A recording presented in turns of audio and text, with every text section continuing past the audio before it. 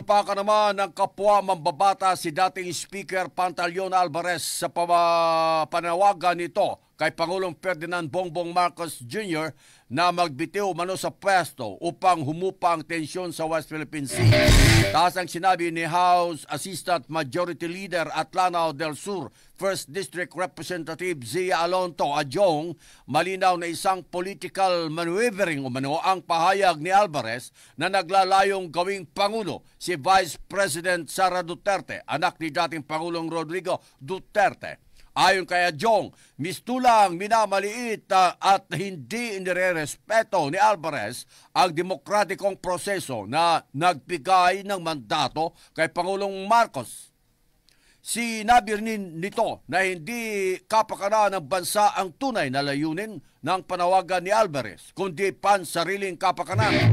Maring sinabi ni Adjong na mahalaga ang mga desisyon ng Pangulo para sa kapakanan ng bansa, hindi kagaya ni Alvarez na para sa ambisyon ng ilan.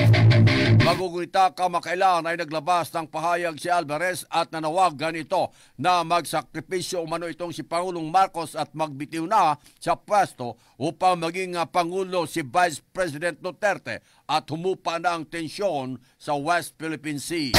MH Balita ng Bansa.